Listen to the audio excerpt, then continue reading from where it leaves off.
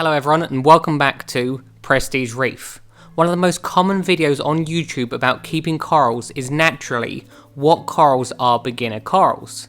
But did you ever stop to think what actually makes a coral suitable for beginners? In this video, I'm going to discuss 5 traits I consider essential to classify a coral as beginner friendly.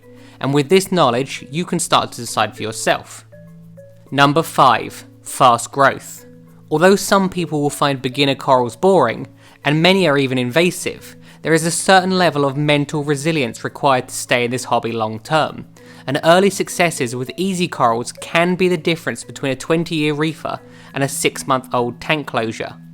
Trust me, I remember that amazing feeling when I first started, and noticing a single mushroom coral had spread into 3 or 4 new ones.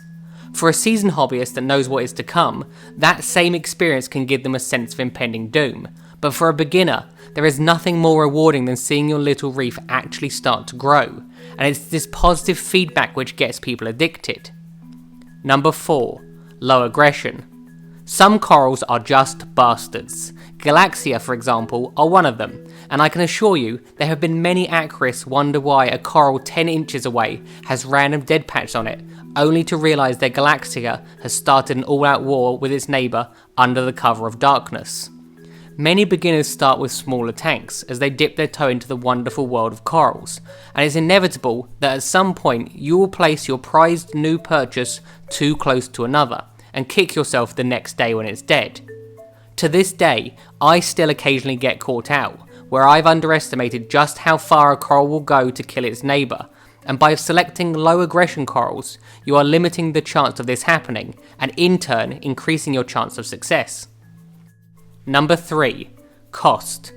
How expensive something is a matter of perception, based on the amount you earn. And I'm not trying to suggest that all beginner corals are cheap, or that beginners can't afford more expensive corals. Merely that during the initial stage of the hobby, when a hobbyist is more likely to come across some issues, it might be wise not to fill your tank with the most high-end, expensive corals until you know for sure you've got the hang of it. With the right planning when it comes to placement, you can also remove them at a later date and replace them with something a little more special. Number 2. Easy to feed. This is pretty self-explanatory. If you have to feed it to keep it healthy, it's not a beginner coral. As low maintenance and hassle-free as possible is key when it comes to beginner success, and any variables you can exclude, you should.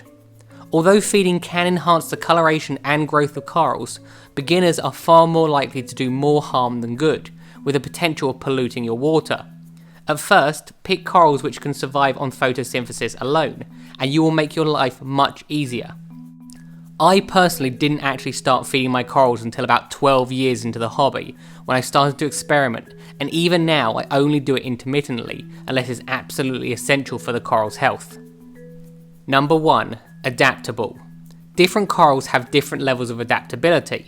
For example, an Acropora might strip if you look at it funny, whereas Xenia you can literally set fire to and it will still somehow find a way to grow back.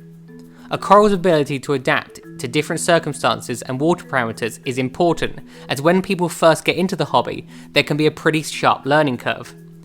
This is one of those hobbies where you learn by doing, and it doesn't matter how many books you read and videos you watch, as soon as you get your tank you realise there is a lot more than meets the eye.